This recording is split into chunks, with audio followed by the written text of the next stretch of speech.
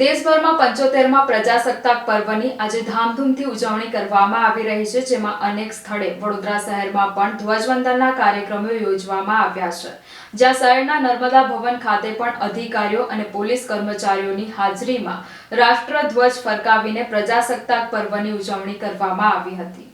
શહેરના નર્મદા ભવન પરિસરમાં વિવિધ સરકારી કચેરીઓ આવેલી છે, જેમાં ખાસ કરીને એસડીએમ કચેરી તેમજ લાંચ રૂશ્વત વિરોધી શાખાના અધિકારીઓએ હાજરી આપીને પ્રજાસત્તાક પર્વની ઉજવણી કરી હતી। સવારે 9 કલાકે એસડીએમ વીકે સાંબળના હસ્તે રાષ્ટ્રધ્વજ ફરકાવવામાં આવ્યો હતો, જે બાદ તમામ હાજર કર્મચારીઓ અને પોલીસ જવાનોએ રાષ્ટ્રગાનના તાલે રાષ્ટ્રધ્વજને સલામી આપી હતી, જે બાદ પરેડનું નિરીક્ષણ કરીને નાયબ કલેક્ટર દ્વારા ઉદ્બોધન કરવામાં આવ્યું હતું। ત્યારબાદ હાજર અધિકારીઓનું સ્વાગત કર્યા બાદ પ્રમાણપત્ર એનાયત કરવામાં આવ્યા હતા।